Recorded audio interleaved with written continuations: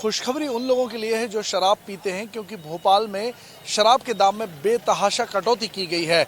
मार्च closing है, कई शराब की दुकानें बंद हो जाएंगी, ठेके बदले हैं और इसलिए स्टॉक खत्म करने के लिए 50% भारी डिस्काउंट यहां शराब की दुकानों पर दिया जा रहा है।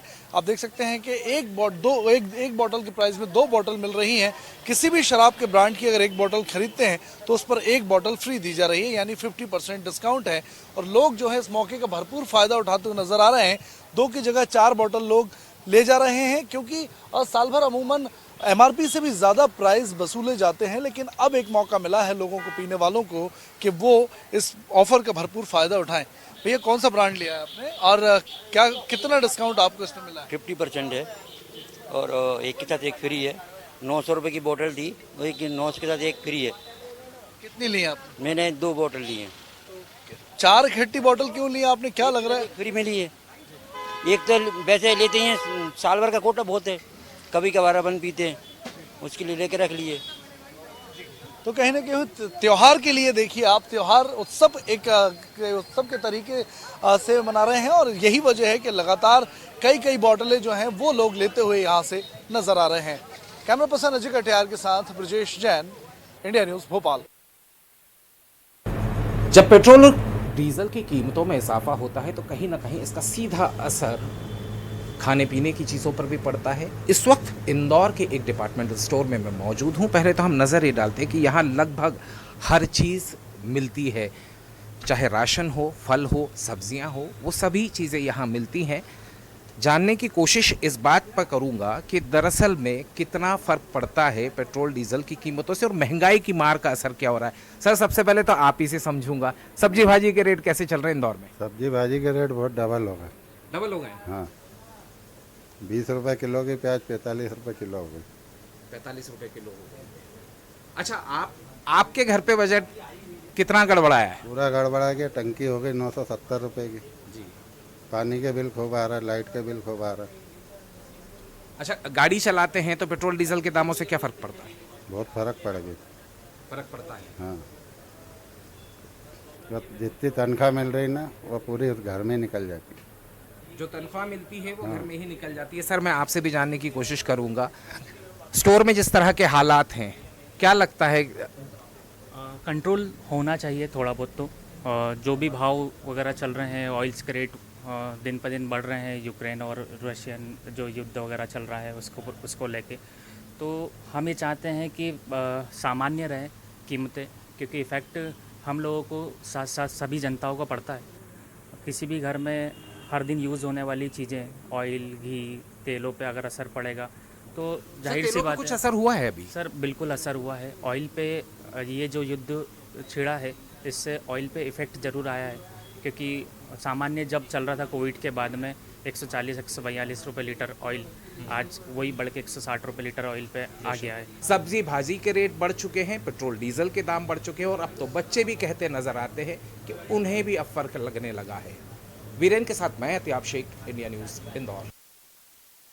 2 दिवसीय राष्ट्रव्यापी हड़ताल है और जबलपुर के सिविक सेंटर में इस वक्त हम मौजूद हैं, जहां आप देख सकते हैं कि जो तमाम संगठन हैं वो उतरे हुए हैं। जो आंगनवाड़ी सहायिका है, आशा ऊषा सहयोगी एकता यूनियन C2 है, वो प्रदर्शन के लिए उतरा हुआ। लगातार 2 दिन से इनका प्रदर्शन जारी है और लगातार अपनी मांगों को लेकर कहीं ना कहीं प्रदर्शन जो है वो इनका जारी है।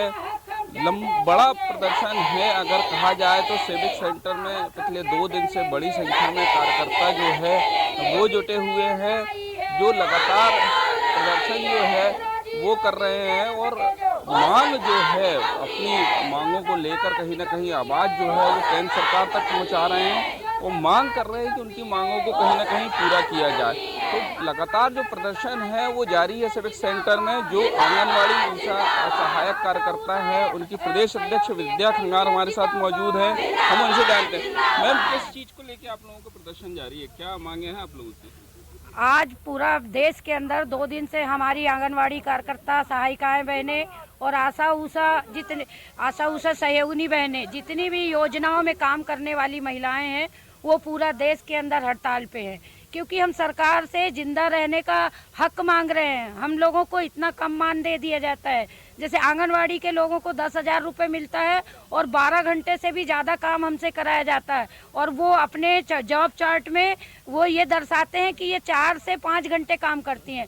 लेकिन हम सरकार से ये मांग रहे हैं कि हमसे वो 12-12 घंटे काम करें, तो कम से कम हमको जब तक सरकारी कर्मचारी का दर्जा नहीं दिया जाता है तो हम लोगों को न्यूनतम वेतन दिया जाए। जितनी भी योजनाओं में काम करने वाली हमारी महिलाएं हैं उनको कम से कम न्यूनतम वेतन 26,000 रुपये मिलना चाहिए। इसके साथ भी जैसे कि सरकारी कर्मचारियों की तरह सारी सेवा शर्तें हमारे ऊपर लागू होती हैं, तो रिटायरमेंट में भी हमारी बहनों को पेंशन, सामाजिक सुरक्षा लाभ और ग्रेजुएटी फंड, ये सारा चीज़ें सुविधाएं हम लोगों को मिलना चाहिए।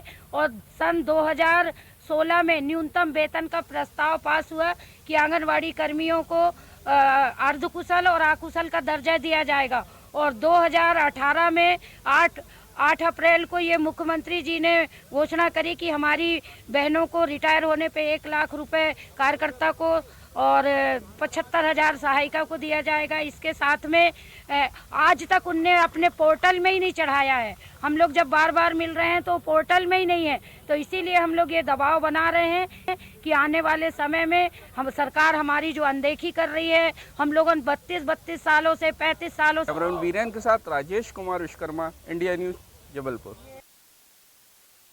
14,000 से ऊपर ऐसे लोग हैं जिले भर में जिनको आवास उपलब्ध करा। निश्चित तौर पर बहुत बड़ी उपलब्धि यहाँ पर हासिल हुई है। जिनके आशियाने नहीं थे, जिनके कच्चे घर थे, पन्नियों के घर थे, जिनके ऊपर टीन चढ़ी हुई थी, आज उन परिवारों के लिए एक पक्का घर प्रधानमंत्री नरेंद्र मोदी जी ने दिया है। और प्रदेश भर में 5 लाख ऐसे आवास हैं जिनका आज प्रधानमंत्री जी ने वर्चुअल गृह प्रवेश कराया है। आज ये प्रवेश उत्सव यहाँ पर मना रहे हैं, घर में प्रवेश करा रहे हैं। यहाँ पर फीता काट कर ये सरपंच है, यहाँ पर निश्चित तौर पर खुशी का पल है। आज ये सर आज गृह प्रवेश कराया। हाँ, आज हमारे ज़िले में लगभग 14,000 प्रधानमंत्री आवासों का लोकार्पण एवं गृह प्रवेश का कार्यक्रम है। उसी के तहत ग्राम पंचायत त्योंदा में आज हम आए हैं। हमारे मथुरा प्रसाद जी कुशवाहा, इनके नाम से प्रधानमंत्री आवास स्वीकृत हुआ था, जिसका कि पीएम को धन्यवाद दें। बिल्कुल, इसके लिए हम हमारे माननीय प्रधानमंत्री मोदी जी एवं श्री शिवराज सिंह जी चौहान का बहुत बहुत धन्यवाद करते हैं, जिनके द्वारा आज हमारे सभी गरीब भाई बहनों को प्रधानमंत्री आवास जैसी एक बहुत अच्छी सुविधा मिली है। पक्का मकान मिल गया? हाँ, मिल गया। कौन ने दिया है? मोदी जी ने। क्या कहेंगी? धन्यवाद। क्या नाम दादा आपका? हमारा मथुरा प्रसाद कुशवाहा, प्रधानमंत्री आवास त्योंदा का मैं साहब निवासी हूँ। मुझे जो है लेटरिन के भी पैसे मिले, शौचालय बनाने के भी, गैस सिलेंडर भी मिले। ये पहले मकान बिल्कुल कच्चा था, पन्नी चढ़ी हुई थी। खुश हैं आप? बिल्कुल खुश हैं साहब। सरकार को भी धन्यवाद देते हैं, मोदी जी को भी सरकार माना धन्यवाद देते हैं, शिवराज सिंह जी को भी धन्यवाद देते हैं। लगातार प्रधानमंत्री आवास निर्माण हो रहे हैं और आज 14,000 से ऊपर जिले भर में प्रधानमंत्री आवासों का लोकार्पण एक साथ हुआ है। निश्चित तौर पर पक्का घर लोगों को मिला है। सर, ग्रामीण अंचलों तक जिनको छत नहीं थी, आज प्रधानमंत्री आवास मिल गए, पक्के क्या करें? निश्चित ही प्रधानमंत्री जी ने एक बहुत सराहनीय काम किया है। हर गरीब को मकान, पक्का मकान जिनके ऊपर जो है ना छत नहीं थी, और आगामी समय में प्रधानमंत्री जी का कहना ये है कि करीब जो है ना 5 लाख हर साल मकान बना के गरीबों को दिए जाएंगे। खुश हैं? बिल्कुल बराबर। मध्य प्रदेश में 5 लाख से ऊपर आज ऐसे लोग हैं जिनका गृह प्रवेश कराया गया है। प्रधानमंत्री जी ने खुद अपनी मौजूदगी में, मुख्यमंत्री जी ने अपनी मौजूदगी में यह गृह प्रवेश कराया। लोग खुश हैं, प्रधानमंत्री को धन्यवाद दे रहे हैं, मुख्यमंत्री जी को धन्यवाद दे रहे हैं। कैमरा पर्सन दीपक के साथ मनोज श्रीवास्तव, इंडिया न्यूज, विदिशा। छत्तीसगढ़ की राजधानी रायपुर में स्कूल शिक्षा विभाग द्वारा 9वीं और 11वीं की परीक्षाएं आज से शुरू की गई हैं।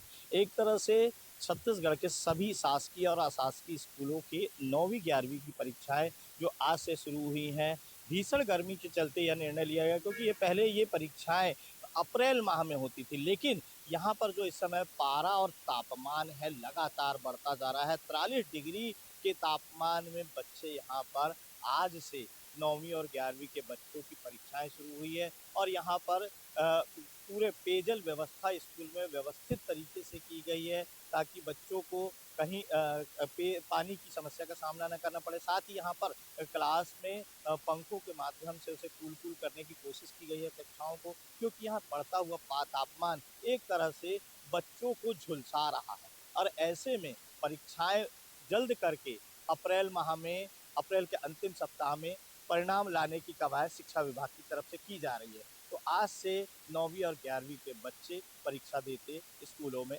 नजर आ रहे हैं। कैमरामैन सोमदत्त साहू के साथ अमित चौरसिया, इंडिया न्यूज, रायपुर। दुर्ग इकाई के द्वारा पहली बार होली मिलन सम्मेलन रखा गया, जिसमें दुर्ग जिले के सभी व्यापारी वर्ग में शामिल हुए। इस लेकर के कार्यक्रम की कैसी रूपरेखा रही, क्या तैयारी और आने वाले भविष्य में इसका कैसे शुरुआत किया जाए, कैसे इसको आगे सक्रिय तौर पर रखा जाएगा, इसको लेकर के हमने दुर्ग जिला इकाई के चैम्बर के अध्यक्ष प्रहलाद रुंगटा जी से बात की। सर बताएंगे इस तरीके के कार्यक्रम कराने के व्यापारियों को जोड़ने के लिए। होली मिलन का त्यौहार ऐसा है, व्यापारियों को जोड़ने का एक बहाना है कि कोई भी तीज त्यौहार है, व्यापारी एक दूसरे से जुड़े, मुलाकात करे। व्यापारी जनरली अपनी व्यवसाय को छोड़ के बाहर निकलता नहीं है। कोई भी तीज त्यौहार आता है तो हम चाहते हैं कि उसके बहाने हम व्यापारियों को संगठित करें, एक जगह बुलाए, एक छत के नीचे बुलाए, त्यौहार का भी आनंद ले और व्यापारियों का एक मिलन जो हो जाता है तो उसकी बात भी हो जाती है और आगे की जो कार्रवाई अपने को करना है, प्लानिंग बनाना है, उसकी भी बात होती है। इसलिए ये आज होली का उत्सव का त्यौहार हम लोगों ने यहाँ पे आयोजित किया है। जैसे कि कॉरिडोर की कुछ बात कही जा रही थी, रायपुर में बनेगा तो दुर्ग में बनेगा। बिल्कुल हमारे प्रदेश के मुखिया अमर परवानी जी, छत्तीसगढ़ प्रदेश के जैसे मुखिया हमारे भूपेश बघेल जी की जो सोच है, वैसी सोच व्यापारियों के लिए हमारे परवानी जी की है कि हर व्यापारी को उनके क्षेत्र में व्यवसाय करने के लिए बड़ी ग्रोथ मिले। उसके लिए बड़े मार्केट कॉरिडोर का जो है वो पूरे सीएम साहब से बात करके उसका निर्माण कराएं और उसके लिए वो निरंतर प्रयास है। और हमारे युवा साथी जो हैं प्रदेश के महामंत्री अजय भसीन जी पूरी टीम के साथ लगे हुए हैं और उसका फायदा सभी व्यापारियों को मिलेगा। कॉरिडोर जो है रायपुर की तर्ज पे दुर्ग में भी जल्दी बनेगा। ठीक, धन्यवाद। कार्यक्रम रखा गया, व्यापारियों को जोड़ने की बात कही और कॉरिडोर की भी बात आपके द्वारा कही जा रही थी, तो क्या उम्मीदें रखते हैं? हम लोग बहुत आशान्वित हैं कि अभी इस पूरे कार्यकाल में हमें 1 साल हो गया है पूरा, और ये पहली बार हुआ है कि कोई पदाधिकारी, जो प्रमुख पदाधिकारी हैं, उन 3 पदाधिकारियों में से कोई दुर्ग जिले का व्यक्ति वहाँ पे महामंत्री के रूप में बैठा है। तो पहले जैसा भी होता होगा कि कोई भी चीज़ आती होगी, कोई भी योजनाएं व्यापारियों की आती होगी तो वो रायपुर तक सीमित थी, लेकिन अब ऐसा नहीं होने वाला है। चूँकि यहाँ का पदाधिकारी वहाँ पे महामंत्री के रूप में बैठा हुआ है, तो जो भी योजनाएं आती हैं वो पहले रायपुर के बाद अगर कहीं पे लागू होंगी तो वो इस जिले पे लागू होंगी, ये जरूर है। दूसरी बात, हमने ये निश्चित किया है कि व्यापारी और व्यापारिक संगठन को मजबूत बनाने के लिए हम लोग पूरे निचले स्तर तक पूरे व्यापारियों को जोड़ने का प्रयास करेंगे। और जो कॉरिडोर की बात हो रही है, कॉरिडोर तो ये व्यापारियों के लिए है। जो पहला बाजार बसता था वो इसलिए बसता था कि पहले मोहल्ले के आसपास अगर कोई व्यापार बसता है तो रहने आने जाने के लिए सुविधाजनक रहे, वो स्थितियाँ थी। लेकिन अभी जो बात हो रही है वो आने वाले 50 साल के लिए हो रही है। छत्तीसगढ़ चैम्बर ऑफ कॉमर्स के प्रदेश महामंत्री अजय भसीन जी, जिन्होंने बताया कि जल्दी ही दुर्ग जिले से रायपुर में बनने वाले व्यापारिक कॉरिडोर को लेकर के मुख्यमंत्री इस तरह की बातचीत। बालाघाट वैसे तो शहरी क्षेत्र के साथ साथ ग्रामीण अंचल से जुड़ा हुआ है, और जिसके चलते ग्रामीण अंचलों के लिए भी यह काफ़ी मायने रखता है कि वे किस तरह से जीवन यापन करते हैं। लेकिन फिलहाल की हम गर्मी के मौसम में अगर बात करते हैं तो लोगों की दिनचर्या क्या है और किस तरह से वो अपना जीवन यापन करते हैं, तो उसमें आज इस समय बड़ी महत्वपूर्ण बातें सामने आ रही कि जंगली क्षेत्रों में निवासरत लोगों के लिए इस समय महुआ फूल बड़ा रोजगार का साधन बना हुआ है। महुआ फूल को लेकर उनके लिए बना हुआ यहाँ पर देख के एक है जो इस समय बड़ी दोपहरी में महुआ का फूल चुन रहे हैं और उसे किस रूप में सुनना पसंद करते हैं, इसी को लेकर हम उनसे बात करते हैं। जी भैया बताएं, महुआ फूल चुन रहे हैं, क्या मानना है इसको, कैसा देखते हैं, क्या होता है अच्छे से? ये एक अभी रोजगार का साधन है जी, थोड़ा गिर रहे हैं तो बीन रहे हैं। अच्छा, और इसको सुखा करके बेचेंगे। अच्छा, कैसे किलो बिक जाता है ये? अब गए वर्ष तो 45 का रेट था जी, 45-50 का। अब इस समय पता नहीं, अभी तो बेचे नहीं है, अभी चुन रहे हैं। अच्छा, सपरिवार आए हैं आप लोग? हाँ जी, पूरे परिवार सहित आए हैं। अच्छा, कितने दिन निकलता है ये महुआ फूल? ये 15 दिन का सीजन रहता है। 15 दिन। हाँ। लगभग कितना चुन लेते हैं? हाँ, लगभग वही 2-3 कुंटल। 2-3 कुंटल। हाँ जी, अच्छा गिरेगा तो 2-3 कुंटल, नहीं तो फिर मतलब एक तरह से गर्मी के मौसम में अपने पास एक रोजगार का साधन मिल गया है। जी हाँ, ये फिर इस जैसे बेचना होता तो किसको बेचते हैं आप लोग? ये व्यापारी को बेच देते हैं। व्यापारी आ जाता है लेने के लिए? हाँ, लेने आ जाता है, नहीं तो फिर ले जाते हैं। अच्छा, ऐसा है। बहन जी, आप भी आए हैं महुआ चुनने के लिए, इसको किस तरह से चुनते हैं और क्या करते हैं आप लोग इसका? चुन करके बेचते हैं सर। अब क्या है, काम नहीं है कुछ तो ऐसा, अब एक दो बीनते हैं, अब बच्चे भी आते हैं साथ में। अच्छा, काम नहीं तो एक तरह से काम मिल गया है। काम मिल गया है हमको, ऐसा है। अच्छा, जैसे महुआ चुनते हैं तो कहीं कोई रोकते हैं क्या आप लोग को? नहीं नहीं, वे जंगल झाड़ी जलाने के लिए भी मना करते हैं, तो उसको हम जलाते नहीं ऐसा। एक तरह से रोजगार का साधन मिला है। हाँ, रोजगार का साधन मिला। तो ये है, देख लीजिए, परिवार है जो जीवन यापन कर रहे हैं, क्योंकि इस समय महुआ का सीजन है और लगभग अधिकांश परिवार महुआ फूल चुनकर अपनी घर गृहस्थी चला रहे हैं। कहीं न कहीं प्रकृति की गोद ही इसको लेकर काफ़ी मायने रखती है। जहाँ बालाघाट का एक ऐसा क्षेत्र है जहाँ जंगली क्षेत्र से जुड़ा हुआ ग्रामीण अंचल है और लोग यहाँ की प्रकृति पर निर्भर करते हैं, खासकर महुआ फूल पर है, तेंदू फल है, हर्रा फल है, इस तरह का प्रकृति से जो वनोपज निकलती है उनके माध्यम से वे अपन दिनचर्या करते हैं। इंडियन न्यूज़ के लिए मैं शौकत बिसान है। पेट्रोल और डीजल के लगातार बढ़ते दाम आम आदमी के लिए बनी मुसीबत। अगर बड़वानी की बात की जाए तो बड़वानी में पेट्रोल के जो दाम है वो आप तस्वीरों में देख सकते हैं कि 115 रुपये और 21 पैसे हो चुके हैं। वहीं अगर मैं डीजल की बात करूं तो 98 रुपये और 20 पैसे पहुंच चुके हैं। यहाँ पर कुछ लोग जो पेट्रोल डलवाने के लिए आए हैं, हम लोग उनसे ही जानने की कोशिश करेंगे कि वो लोग किस तरीके से इस बढ़ते दाम के बाद वो अपना बजट को मैनेज कर रहे हैं। क्या नाम है आपका? इकराम। क्या लग रहा है, पेट्रोल के लगातार भाव बढ़ रहे हैं, कैसे मैनेज हो रहा है? आम आदमी मर रहा है भैया, ये चिल्लर इकट्ठी कर करके ला के डाल रहे हैं घर से। कैसे कैसे क्या पूर्ति हो रही है तो सभी जानते हैं। क्या लग रहा है, आप कितने का पेट्रोल डलवा रहे हैं अभी? हम 100 रुपये का डला रहे हैं, वो भी चिल्लर लाए हैं। पहले क्या होता था, फुल टंकी हो जाती थी? हाँ, पहले इसे मतलब 1 लीटर से ऊपर आता था और अब तो मतलब 1 लीटर में भी अंदर आ रहा है। बिल्कुल, तो आपने सुना कि यहाँ पर जो पेट्रोल डलवाने के लिए आए उनका साफ तौर पर कहना है कि उनका घर का बजट पूरी तरीके से बिगड़ चुका है। वहीं यहाँ पर कर्मचारी जो है पेट्रोल पंप पर, उनसे भी हम जानेंगे कि कितने दाम बढ़े हैं और उनके घर का बजट बिगड़ा है या नहीं। क्या नाम है? बिल्कुल बड़ा है। मेरा नाम विनोद परियार है। हम आना जाना पहले 50-60 रुपये में हो जाता है और 70 रुपये लग रहा है पेट्रोल, और घर का मेंटेनेंस बिगड़ गया है ना सर। ऐसा घर की पूर्ति नहीं कर पा रहे, तनख्वाह वहीं के वहीं है हमारी। ऐसा कितने दाम बढ़े अभी? यहाँ हफ्ता में करीबन 4-5 रुपये बढ़ गए हैं। क्या लग रहा है आपको, भीड़ कम हुई है? भीड़ बिल्कुल कम हो गई, नहीं लोगों का आना जाना कम हो गया नहीं। बिल्कुल, तो बढ़ते दामों के चलते आम आदमी का जीवन अस्त व्यस्त हुआ है, घर का बजट भी बिगड़ चुका है। Yogesh Sohail, India news, Barwani. बढ़ती हुई महंगाई का असर अब चारों तरफ दिखने लगा है, लेकिन इसका अगर सबसे ज़्यादा असर की बात करते हैं तो जो रोज़मर्रा की ज़िंदगी में रोज़ कमाते और खाने वाले लोग हैं, इनके सामने इस बढ़ती महंगाई ने अपने पैर पसार रखे हैं, जिनसे इस कारण उनके परिवार का पालन पोषण करना मुश्किल हो गया है। हम बात कर रहे हैं, चाहे वो पेट्रोल डीजल हो, चाहे रसोई गैस हो, चाहे किराने का सामान की बात हो, चाहे खाने के तेल की बात हो, हर चीज़ के दाम बढ़े हुए हैं। तो सब्जी भाजी भी सोच रही है कि मैं इसमें पीछे क्यों रहूं। तो सब्जी भाजी के भी भाव जो दाम है वो आसमान छू रहे हैं। हमारे साथ एक सब्जी बेचने वाले मौजूद हैं। उनकी पीड़ा ये है कि हम रोज़ कमाते और खाते हैं, उसके बाद भी हम अपने घर का पालन पोषण बहुत अच्छी तरीके से नहीं कर पा रहे हैं। हमारे साथ एक सब्जी वाले हैं, आइए हम उनसे बात करते हैं। सर, क्या नाम है आपका?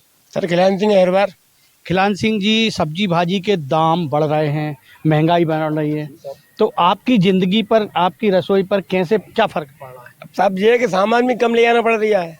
पहले 1 किलो ले आते थे, अब आधा किलो ले आना पड़ रहा है और बचत भी कम होने लगी। अब क्या है कि पहले 200-400 रुपये में गुजारा होता था, अब आजकल तो कम से कम 1500 रुपये में गुजारा हो रही है। सामान भी कम ले आ रहा है, सामान भी कम लेके आना पड़ रहा है, क्योंकि सब्जी भाजी के दाम इतने महंगे होते जा रहे हैं कि अब हिम्मत नहीं बढ़ रही कि घर परिवार कैसे चलाएं, घर परिवार कैसे पालें। महंगाई इतनी हो रही है कि मुश्किल हो रही है बहुत। अब सब्जी की बात करते हैं तो पहले सब्जी आप दिन भर में कितने की सब्जी बेच लेते थे, और आज की अगर बात करते हैं तो आप कितनी सब्जी आज की डेट में आप बेच लेते हैं? अब पहले बेच लेते 4-5 हज़ार रुपये की, अब बिक रही 3-4 हज़ार रुपये की।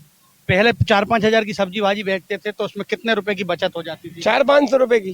और आज की अगर बात करते हैं तो 200-300 रुपए की। तो आप जब 200-300 रुपए की बचत कर पा रहे हैं तो फिर जब आप घर पहुंचते हैं तो अपनी रसोई को कैसे मैनेज करते हैं, बच्चों को पालना? सब जो है कि वो सामान कम ले जाएंगे, ज़्यादा थोड़ी ले जा पाएंगे। 250 ग्राम ले जाएंगे, आधा किलो ले जाएंगे। इतनी महंगाई तो आप क्या करें, हम उसके लिए घर तो पालना पड़ेगा। तो घर तो पालना पड़ेगा। आप देख सकते हैं कि इनकी पीड़ा ये है कि जहां 4-5 हज़ार रुपए की सब्जी दिन भर में बेचते थे और 500-100 रुपए की हम बचत कर पाते थे, लेकिन अगर अब सब्जी के भी कम बिक रही है, 2,500-3 हज़ार रुपए की सब्जी बिक रही है, जिससे 200 से 300 रुपए की बचत हो रही है। अब उसी में हमको सब्जी भाजी के अलावा घर का किराने का सामान ले जाना है, सामान खरीदना है। तो कहीं ना कहीं ये कह सकते हैं कि आप जो सबसे ज़्यादा बढ़ती हुई महंगाई का असर जो भोग रहा है वो रोज़मर्रा की ज़िंदगी में डेली कमाने वाला व्यक्ति जो सुबह बेचने जाता है, कुछ कमाने जाता है और शाम को लाकर सामान खरीदता है, ऐसे व्यक्ति, ऐसे लोगों के ऊपर ज़िंदगी पर खासा असर इस बढ़ती हुई महंगाई का पड़ रहा है। हमारे साथ ही एक सब्जी वाले थे जिन्होंने अपने मन की बात कही। Ajay Gohil, India news, Raisen. महंगाई आसमान छू रही है, हर वर्ग परेशान है। एक तरफ जहां पेट्रोल डीजल के दाम बढ़ रहे हैं तो रसोई गैस के दाम ने लोगों का जीना मुहाल कर दिया है। आम बजट जो है आम इंसान का वो पूरी तरह से बिगड़ चुका है। लेकिन दूसरी तरफ जो खाने पीने के सामान हैं, दाल, खाद्य सामग्रियां, तेल, ये इतनी महंगी हो चुकी हैं कि इंसान के बजट से बाहर होती चली जा रही हैं और जो लोग पहले भरपूर सामग्रियां खरीदते थे अब उसमें कटौती कर गए हैं। मेरे सामने जो है, मैं इस वक्त परचूने की एक दुकान है, यहाँ पर खड़ा हुआ हूँ। अब जो किराना दुकानें हैं वो शॉपिंग मॉल में धीरे धीरे कन्वर्ट होती चली जा रही हैं। आप देखिए सब सामग्रियाँ इतनी ज़्यादा महंगी हो चुकी हैं कि लोग पहले जो बल्क में सामग्री लेते थे अब कहीं ना कहीं क्योंकि आमदनी कम है और ख़र्चे ज़्यादा हैं, इस वजह से लोग जो सामग्री है ख़रीदने में कटौती करते हैं। यहाँ पर जो भाई साहब मेरे बाजू में सीधे हाथ तरफ खड़े हुए हैं, ये इस दुकान के संचालक हैं। सबसे पहले मैं आपसे जानता हूँ, देखिए पेट्रोल डीजल के दाम लगातार बढ़ रहे हैं, महंगाई बढ़ रही है, किस तरह से देख रहे हैं आप व्यापार को? बहुत हालत ख़राब हो गई है, दिनों दिन इतनी महंगाई बढ़ रही है कि जीना मुश्किल हो गया लोगों का। तेल के दाम जो 120 रुपये थे वो बढ़कर 155 रुपये हो गए। ग्राहक को बताने में हमको शर्म आ रही है। ग्राहक पूछता है तेल कितने का पैकेट, तो हम बताते हैं सिर्फ 55 रुपये का। नहीं, सिर्फ नहीं बोलते, सिर्फ 55 रुपये बोलते हैं। तो ग्राहक बोलता है 55, फिर हम धीरे धीरे बोलते नहीं 155 हो गया है। क्या कारण मान रहे हैं आप महंगाई बढ़ने का? बहुत कारण तो ये प्रशासन नहीं बता सकता कि क्या कारण है, लेकिन हमको माल महंगा आ रहा है, हमको महंगा बेचना पड़ रहा है। अब मैं उस सेल्समैन से बात करता हूँ जो यहाँ लोगों को सामान देते हैं। देखिए लोग जो है बल्क में सामान ले जाते हैं, सामग्रियाँ थैलों में भर भर कर ले जाते हैं, लेकिन जो उनको सामान देते हैं इनकी आमदनी इतनी ज़्यादा नहीं होती कि ये थैला भरकर किराना राशन अपने घर का ले जा सके। कितने लंबे समय से काम कर रहे हैं? 8 साल से हो गए। 8 साल से काम। हाँ। कितनी महंगाई देखी बढ़ते हुए? ये जा आसमान छू गई। तेल के दाम पहले 80 रुपये थे, 80 रुपये से आज 155-180 रुपये रेट हो गया। सरकार को चाहिए कि जो बढ़ती महंगाई है इस पर लगाम लगाए ताकि आम लोगों को राहत मिल सके। छिंदवाड़ा से मैं आफाक हुसैन, इंडिया न्यूज़ के लिए। पिछले एक सप्ताह में इंदौर में 6 बार पेट्रोल और डीजल के दाम बढ़े हैं।